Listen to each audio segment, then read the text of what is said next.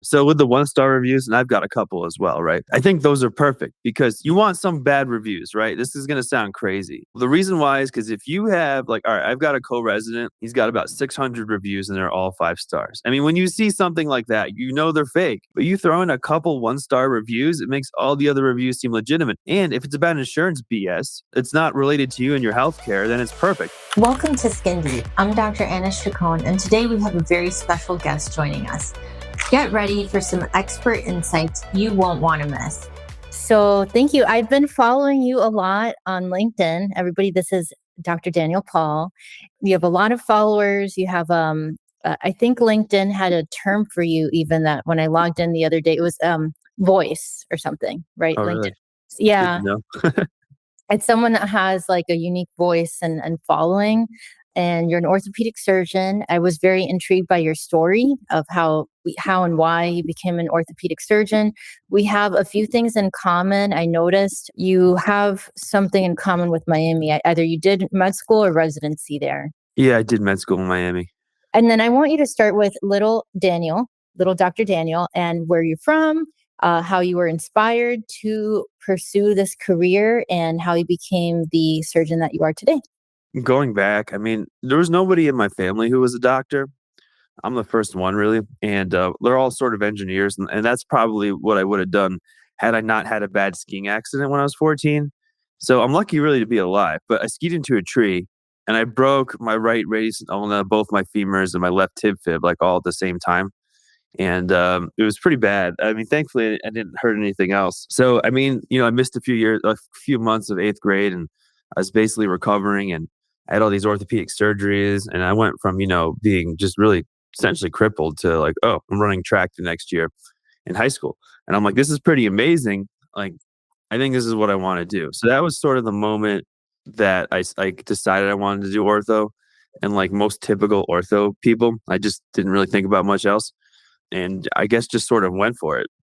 I mean, there's a caveat to making decisions like that. A lot of docs make decisions when through a story or something similar when they're of some an age like that, and it seems like an advantage at the time because you're like, well, I know what I want to do, no one else really knows what they want to do, I know what I want to do. But your 14-year-old self is making decisions for your 30-year-old self, your 35-year-old self, so it sometimes when you get around to the other side, it's not maybe what your 14-year-old self envisioned, and then the needs and wants that you have as like a grown person are different than you had as like a young teen. So I will say there's that caveat to that. You have your own practice, Easy Orthopedics. Tell everybody a little bit about what makes your practice different, how you aim to change, the system a little bit, because I do have a little bit of a hybrid practice myself. I'm trying to get away from insurances. And it's actually very easy because you can't get on any insurance panels in South Florida. They're all saturated or closed to new physicians. So most of my patients are self-pay anyway, not necessarily by choice, but forcibly self-pay. Sometimes those things work out for the best. So fast forward a little bit and I kind of tell you why I started it is, so yeah, get into medical school, University of Miami, had a little taste of Jackson. That was enough for me down there. Place is rough, man. And do my orthopedic surgery residency. Everything goes fine. And then I started a fellowship in hand surgery. And I was going to be a hand surgeon and just do hand surgery. And a couple things happened. One, it was not a very positive educational experience. I didn't have to be there. And I won't go into the details, but you know what I mean. So that's going on. I'm also looking for a job. My wife's from Colorado. And at this point, I dragged her all over the country, and then we're trying to go back to Colorado where her family is. And the jobs out here are just real trash. Like they want you to take all their call for their entire practice or hitting you with a 4-month guarantee or, these things are just not great, because of the desire for orthopods to be out here. So then I interviewed for a job out in Connecticut, and man, it was just some old bitter senior partner telling me how much money he made in the 90s. And like, I was like, man, it was like an existential crisis moment where I'm like, well, you're grinding away for so long. Am I just going to keep grinding? I mean, or is there like an end to it? And it just seemed like you get taken advantage of. I mean, look, you're getting an education and training, but it just seems like someone's always taking advantage of you. So it was that combined with the fact that the fellowship was not really good, in my opinion. And So I quit. Yeah, I quit my fellowship. I broke my lease. I moved out to Colorado with no job into my in-laws' basement. And I always say I had a friend who started a house call practice in Miami, actually, doing sort of internal medicine type stuff. And I'm like, you know what? This guy's doing better than anybody I know. He's happier than anybody I know. And I'm like, I'm just gonna go for it with orthopedics. I don't really know what it looks like, but like that's really sort of my only option. And like I knew I couldn't take any insurances because like I can't afford it would just be incompatible, with like my small size and everything. Like I would go out of business so fast. So became insurance free, and I started it almost 6 years ago now, and just kind of roamed around mobily and sort of figured things out. So yeah, I don't have an office. My staff is just me and my wife. There's no MAs. There's no anybody else. We don't take any insurances. I've opted out of Medicare. I'm still mobile to this day. I go see patients at other people's offices, and we don't interact with any insurance companies, at least not regularly. Very rarely, if like we're sort of forced to, but like a prior authorization for someone who wants to use their insurance for an MRI. But yeah, it's basically insurance free, and I think it's just so much more sustainable. It's so much more enjoyable to practice. Patients like it so much better. And people, some criticisms are like, "Oh, you're just seeing healthy and wealthy people." And like, as you know, that's just not true at all. I mean, there's plenty of people who I am the most economic option because they don't have health insurance or their premiums or their deductibles too high. So it fits a nice niche. And over the past 6 years, I've sort of been working to kind of flesh that out.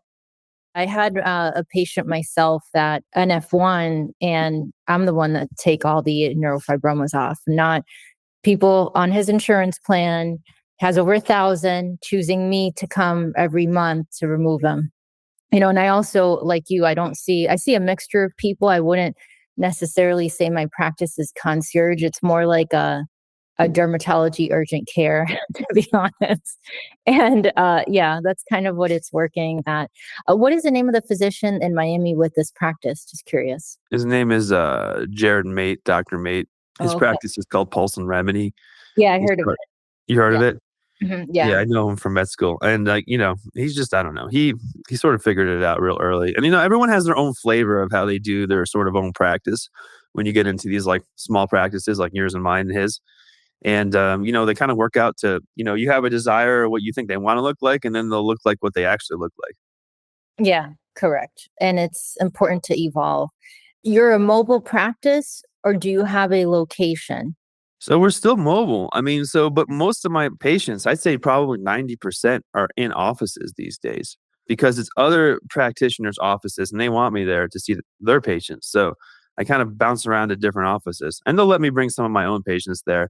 I still do house calls. I mean, it doesn't really make a difference. I'm always bringing my stuff around anyways. So, whether I go to someone's house or I go to an office, it's a pretty similar experience. Except there's one office that has an x-ray machine that I'll use. So like that, there is a difference. Or if I'll do PRP, obviously I'm not doing that at someone's house. But yeah, for the most part, I'm still mobile. I do house calls too, as well. Not as common, but for elderly patients who won't come to see me otherwise, I do that. What about these EMRs? Because I know you mentioned you use Google a lot, and actually, I use the same where we're having this podcast right now, Google Meet. Yeah. Um, it'll actually transcribe everything. It'll include a summary, and it's just very easy. And you can have a BAA, and it's very, very affordable.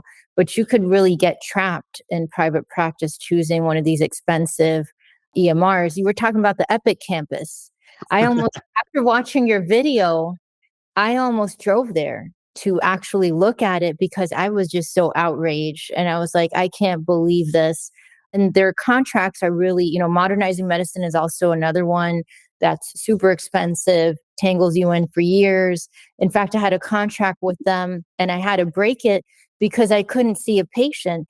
I had a patient scheduled that day, couldn't reach anybody. I couldn't even log in. And I was like, this is not going to work. I need to be up and running, ready to go. And then I actually broke the contract with them. It was actually pretty easy. What do you have to say in terms of EMRs and independence from EMRs in a practice like yours? So yeah, I just want to focus on that Epic Medical Campus for a bit. So for your listeners, so if you don't know what I'm talking about, Epic is an electronic medical system record system that's in like most hospitals. It's considered sort of one of the better ones. When you compare it to something like Cerner or something like that, which if anybody has experience with Cerner, they'll know what I'm talking about. It's like the DMV of EMRs. Anyways, Yeah. so they're in all these hospitals, and it's rare in healthcare that you get to see the level of wealth that exists in the system. A big, It's about 20% of the GDP yeah. of the richest country, in the history of the world. We're considered the United States right now. And if you look at the Epic Medical Campus, I believe it's in Verona, Wisconsin. It's still privately owned by this lady who started it, I think, in the 70s. I mean, she's a billionaire, obviously.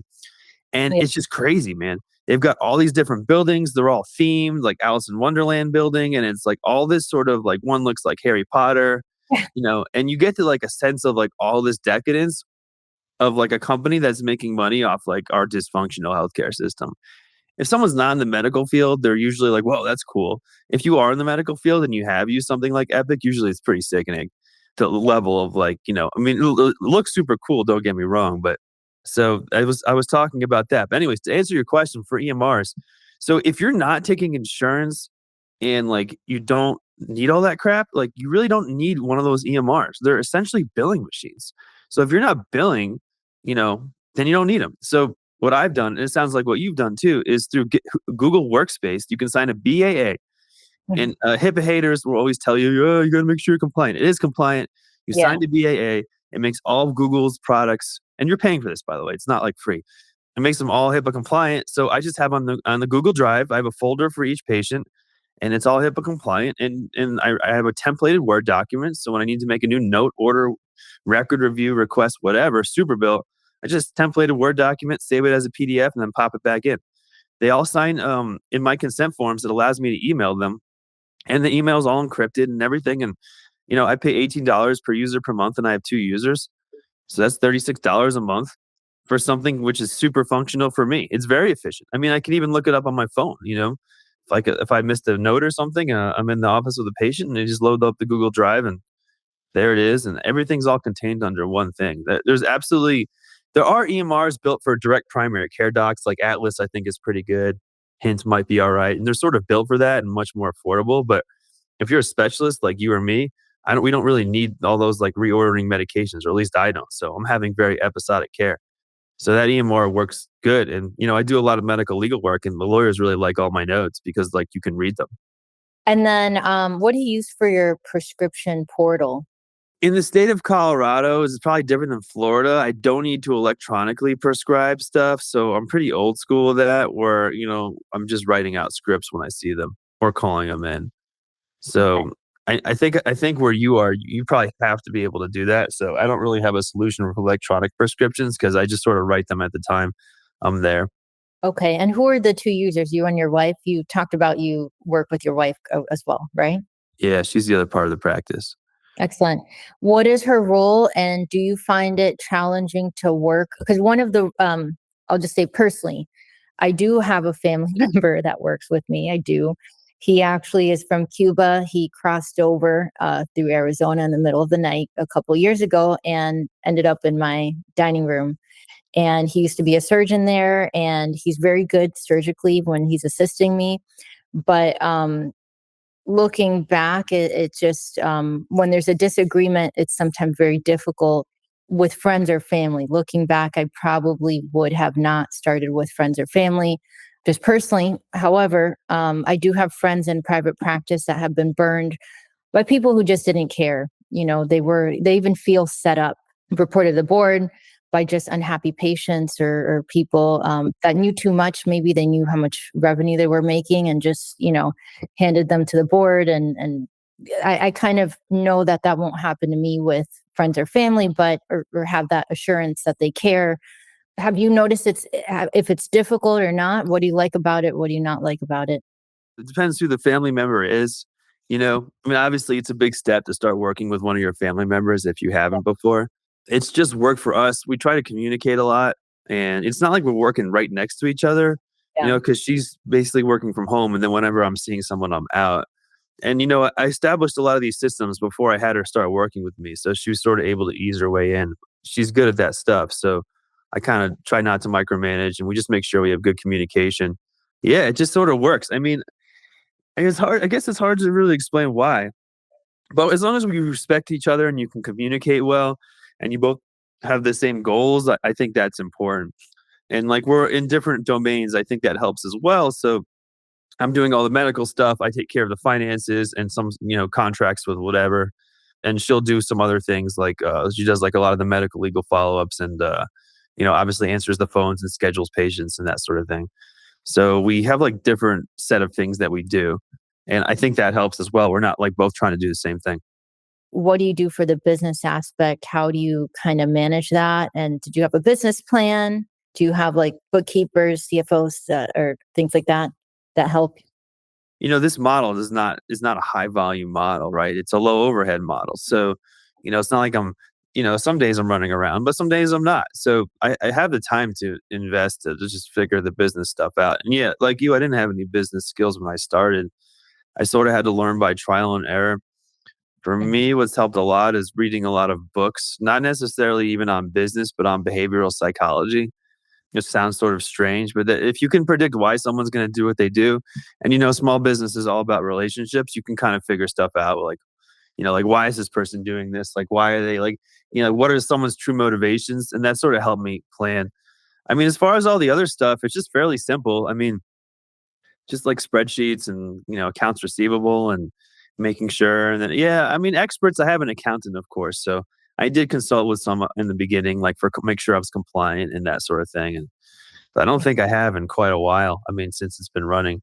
Sometimes you need a lawyer for whatnot or to make a contract for you. So I use them when I really need to. So I guess yeah, but I don't think I've ever used just like a general business. I mean, at this point, I understand my business better than I think most other people would. So I don't think it would be super useful. I mean, for the most part, I mean, I don't know. Probably, I'm not big on marketing. I used to network a lot. So, I mean, there's always that aspect of the practice, but it's been growing organically. So I I pretty much do it myself these days, me and my wife. You connected with this community of physicians on LinkedIn, people who embrace this, non-insurance model, and you really became a leader in that model. I would say that you're a leader. I read your post. When you post, I repost some of them. I very Thanks. much believe in it. An example, I think it resonates with people it's important to get out there because there's a lot patients don't know. For example, at least in my practice, when people get upset with us, it has to do with insurance. Oh, I'm not a network. Okay, well, why is Dr. Chacon not a network? It's because they won't accept me to be a network because a lot of panels in Florida are actually closed. So if you're not part of a big system or a big private equity group, you actually cannot even get on. In fact, I tell patients, I show them rejection letters. I try to be transparent. I post online. For example, Oscar, you could apply right now to Oscar as a dermatologist, and by this afternoon, you will be rejected by Oscar because they're full. It's not merit based. It should be illegal for you to go to school, be qualified, be board certified, and never be able to treat the thousands of patients on United or Oscar or any of these plans because they just choose not to have you because it's easier for them for their panels to stay really small so they don't ever have to pay doctors to see patients. It's better for them to make a patient struggle to get care than it is for them to give you a contract and say, okay, well, yeah, you can actually see a lot of patients. So most of our reviews, if about 4.8, 4.9 stars, but if you look at the ones, they usually have something to do with money or insurance, not being a network, Yeah. nothing to do with quality of care or Right. the care itself. Did you know that a lot of these panels were closed? Because I did not until I started my own practice. I had no idea. So with the 1-star reviews, and I've got a couple as well, right? I think those are perfect because you want some bad reviews, right? This is going to sound crazy. The reason why is because if you have like, all right, I've got a co-resident. He's got about 600 reviews and they're all 5 stars. I mean, when you see something like that, they're fake. You know that they're fake. But you throw in a couple 1-star reviews, it makes all the other reviews seem legitimate. And if it's about insurance BS, it's not related to you and your healthcare, then it's perfect. You don't want negative reviews that are like, oh, Dr. Paull did a terrible job. Like you don't want that. But if you get some for some weird administrative thing, like those are perfect. Those are good. So, as long as you don't have a crazy amount of them, and you couldn't offload them by the 5-star reviews, it makes your other reviews seem more legitimate as opposed to the office with 300 5-star reviews and like 10 4-star reviews and one-star review that got in there somehow that tells you that they have terrible care. So anyways, my 2 cents on that. When I think someone gives me a 1-star review when it's like something weird like that and I haven't actually seen them, I see it as kind of like, I'm happy they did that. I know it sounds bizarre, but that's my take on it. As far as the insurance paneling, I did not know that. I've never applied for insurance paneling. I think that this is another thing. I think it's probably a blessing that you're not part of those systems, to be honest with you, because they'll sink you eventually. Because they launch your overhead up, to do all this insurance billing, and then they pay you less year after year. So I mean, I think that if you were like all in insurance, I mean, you'd be probably would be struggling.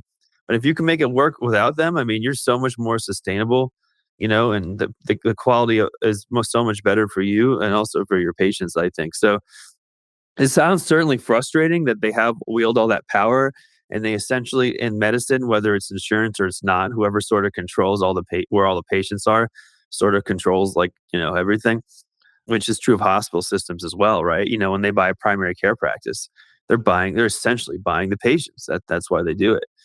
So they can then refer all these patients into their system and get them, God knows what happens to them. But yeah, I think it's probably a blessing. I've never personally applied. I mean, I've also opted out of Medicare. So, I mean, I've really been, I really don't interact with them at all. I had to do a prior auth once because some guy with insurance like was really, really pressuring me about it. I'm like, all right, this guy's going to go crazy if I don't do this. So let me at least attempt it. But it's terrible. I mean, I'd write a whole page, why this guy needs some order. I think he does. And then I have to do a peer-to-peer and she has no idea what the heck I'm talking about. You know what I mean? She's not an ortho doc. And then they approved it, thankfully, but it's just such crap, compared to me ordering something for cash and they just get it done. So those are my 2 cents there about those topics. Were you surprised by the whole incident with United Healthcare that happened a few months ago in New York? I mean, it was a true assassination, right? I mean, I felt like that. He didn't know the guy. It was like essentially like politically motivated, more or less. I mean, surprised. I mean, yeah, I guess it's pretty extreme to have someone, kill somebody. So it was a surprise, and it's not like it happened. So yeah, I was surprised.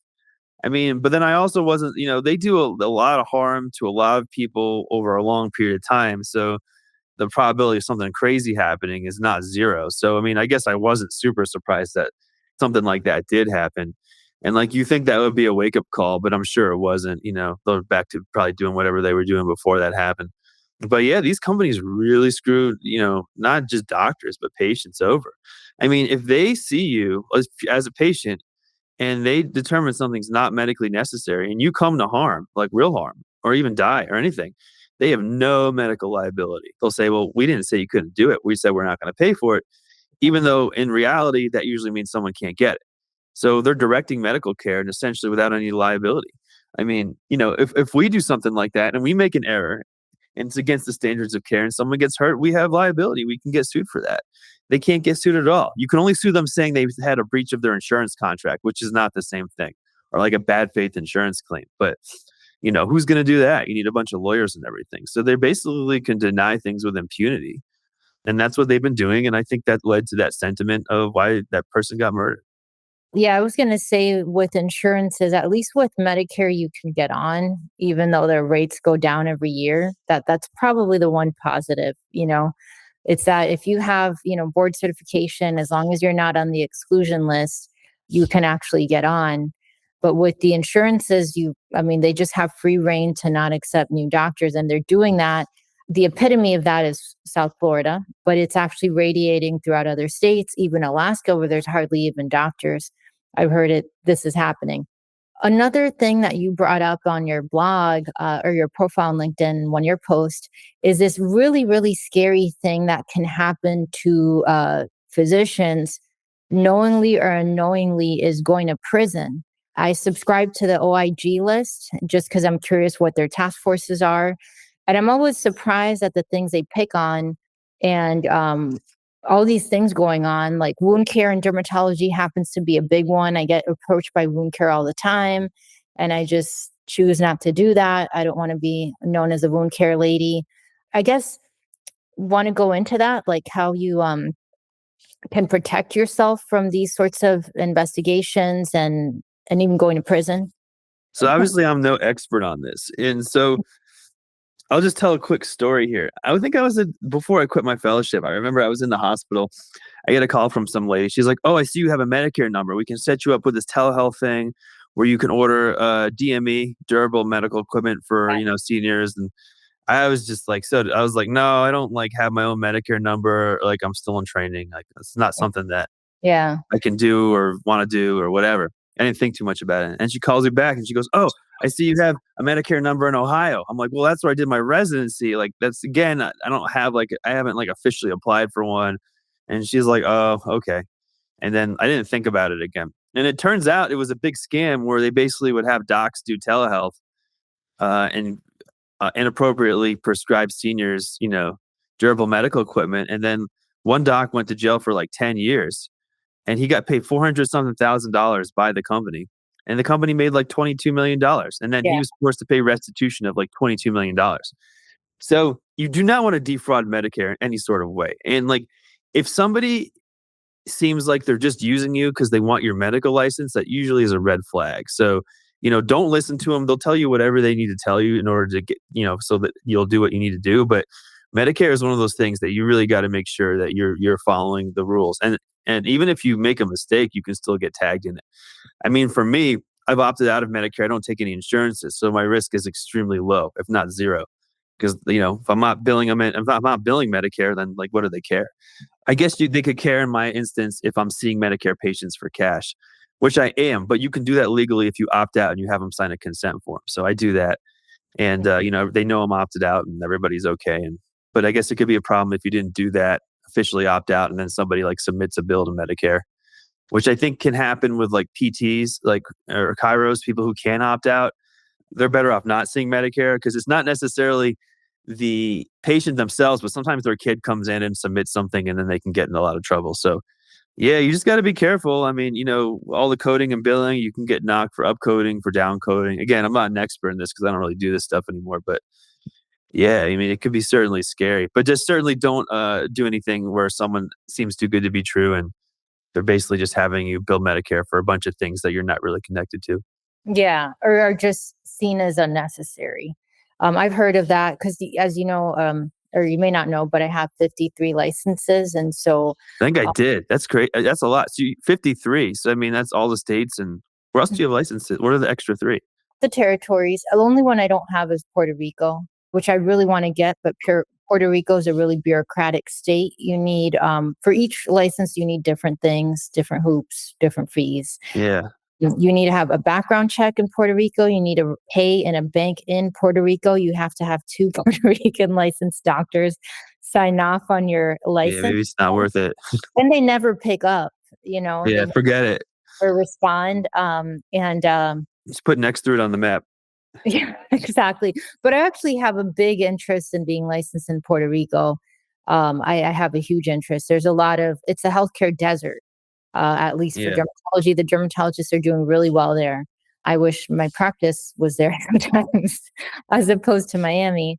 But yeah, I mean, there are all these, you kind of become a target on your back. I mean, I've been called, like just yesterday, somebody emailed me about wound care. I'm aware that some grafts pay $20,000.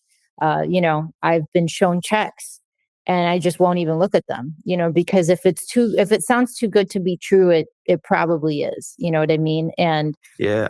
then no one's going to pay you that much for one patient. And these investigations I've read about, they're it's the whole government coming after you, basically. Yeah. Unlimited resources. Right. And you will lose pretty much everything. You'll end up in prison. You'll lose your board certification, all your licenses, your ability to practice. You won't even be able to pay to defend yourself, and they freeze your accounts. I heard, once that happens. I mean, I wish that they went over this stuff in medical school a little bit more, the scary side about practicing Because you can see getting caught in that. Maybe you're in a tight spot and someone's like, "Hey, we'll pay you all this money to do wound care and put these fancy biologic dressings on these people." And you're like, "Okay," and you see the patient and you put it on and you find out they billed Medicare like $100,000 like under your name for like this wound dressing or something. I don't know. I mean, yeah, I was approached by that too. I mean, Yeah. they came all the way down from Denver to Colorado Springs, which is an hour, and they're like, "Oh, we can do this thing." And I'm like, "Look, I've opted out of Medicare." And they're like, "Well, but we can create a company that hasn't, and and then you can provide all these seniors with their wound dressing. We just want them to get their wound care. And it's these two business people. I'm like, give me a break, man. Like, I know you don't care about that. This is where all the behavioral psychology stuff comes in. I'm like, I know you don't care about that. I know you only care about the money, and I'm not working for you. And so I never gave it any thought, more so because I'm stubborn. I don't want to work for anybody ever again. But yeah, I mean, they come at obtuse angles, and they're pleasant, and they promise you all these things. And like, you got to be real careful. And in the beginning, when you're starting, or if you're in dire straits, like, you can see yourself, it's like a scam, right? Like, anybody can fall for a scam if you're in the wrong state of mind. And yeah, you got to be careful. So, I mean, good on you for not, I mean, I think there are some legitimate wound care jobs where you go into nursing homes and, you bill and you do stuff. But, there are, I think you're right. There's some like biologic dressings or whatever they're doing where they're just trying to just bill as much as possible to Medicare. And then I guarantee you, when things hit the fan, you're not going to find any of those people. Will be gone. And you're going to get hit with the majority of the brunt, even though they sort of scammed you because you're the one who has the medical license. Right. No, they'll go to prison too. And in fact, I took my dad to a dinner at Morton's with one of these people, and even my biller called me because he knows I'm struggling. I wouldn't say I'm struggling. I'm actually doing quite well. But the hours I put in, it's unreal. The hours I put in are ungodly. And some of the work I do and administration, I like it, but it's not the administrative part, but I work way too much, I think, for a dermatologist. I'm the hardest working dermatologist I know. But I believe it. You have yeah, 53 licenses. but my biller was even like, Anna, I know a way you can make so much more money. And he was like, call me about it. And he's like, you could do this and I'll even find you a buyer. And took my dad, and my dad at the end was like, I don't ever want you in that. You have no reason to do that. And, he just knows right from wrong. He's a doctor that was able to succeed without, he did critical care, thrive and succeed on his own in private practice without the need for doing anything shady ever, just Yeah. very. And I know I can do that. And it just, I don't want to be known for selling DMEs. I definitely have heard of that in telehealth. That's a very big scam in telehealth. And the wound care, just putting these expensive dressings on, and people, I do what people need, and that's it. Where do you see the easy orthopedic practice going in the future? Growing but staying the same. You know what I mean? Like, my whole, like, I've got a few principles that, like, I run my business by, and like, one is I can't interact with any insurance companies. So that's number one. So I can do anything sort of I want as long as I don't have to do that. And then number two is I don't let anybody bill on my behalf. So nobody gets to send a bill, say Dr. Paul did X amount of work, I'm going to collect and then pay him. So I don't let anybody do that either. And I just kind of live by those two guiding principles. And yeah, obviously avoid the scams. I mean, real quick, another one I had was like this whole out of network billing nonsense. And like, you want me to do all these surgeries or injections, and they're like, that's like a scam as well. And I mean, I think the insurance has cracked down, and a lot of those guys have essentially failed. But it's not good when you go to a dinner and they're like, well, we'll take 87%, we'll give you 13. You're like, oh my God, you got to watch out for that stuff. These people are greedy. But yeah, it is scary with that kind of thing. You just, you kind of, thank your lucky stars that you didn't say yes for whatever reason. And then you realize later how bad it was, right? I told someone the other day I wasn't going to do injections for him because he wanted to bill on my behalf. And I'm like, Yeah. I'd rather sit home and do nothing. Tell you about a temptation, and they can get pretty big. Guess what? I was invited to the Super Bowl. Really? And I decided not to go. Good for you. Yeah, because it was actually not, it was someone that had talked to me about wound care. They're not even doctors, like you said. Look them up. They had a couple lawsuits already. That's already a red flag to me. And, I actually chose to work, I know, but I got to see, and really help people that I enjoy helping. Like it was actually the day I met that patient with neurofibromatosis. That is a project for us that we're going to be working on monthly. But yeah, so I decided not to go because, I really didn't like the sound of it. Usually when they offer you things like that, they're expecting something in return. Oh yeah. I mean, gosh. Yeah. Yeah. Like, this is again where the behavioral psychology comes in. Like, there's no one's going to just take somebody they don't know to the Super Bowl for no reason, right? There's something, they want something from you. And if Yeah. it's not, and if it's in a business sense, they want your blood. It's going to be something not good. It's going to be something that, they're going to abuse you and you could end up, a criminal. So like, you can't, it's almost like the more they offer, sometimes like the scarier it is. So yeah, I mean, nobody takes someone they don't know to the Super Bowl. I mean, I could see if you're trying to close a business deal and you're taking a bunch of business people or taking some other business people and they know it's on the table, but just to take them, I mean, ugh, yeah. It's also creepy, man. I don't know, obviously, who the person was, but as a female, I think that's could be fairly creepy as well. Yeah, yeah. And then there was also this thing in the Wall Street Journal. Have you heard about this sort of abuse going on with Medicare Advantage and basically this long list of diagnoses that they're getting paid thousands for? Have you heard about that? It's Yeah, this, I think I've read a little bit about it. Correct me if I'm wrong. They essentially add diagnosis onto their Medicare patients so they can up the level of complications so they can get more money. yeah, Yeah. And I mean, I'm not surprised, but if but these are large health systems with a lot of resources and like, I'm sure they have lawyers looking at it and it's hard to fight. I mean, it's hard for the government to go after, it's easier for them to go after you or me, but it's harder for them to go after these large institutions like that.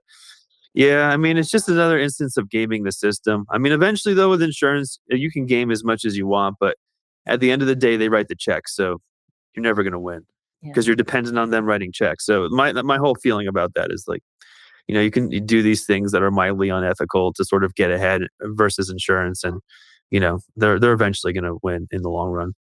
And where can people find you for the viewers of our audience? Our audience is mostly physicians, some patients, and anyone in healthcare. Where can they find you? Your practice. You also have courses.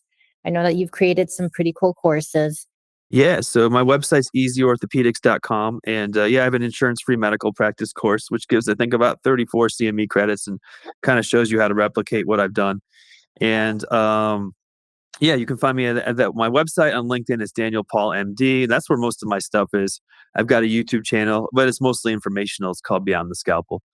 And then, yeah, that's pretty much it. Once I was on one of these one time where someone's like, "Do you want to give your phone number?" I'm like, "No, Yeah. absolutely not."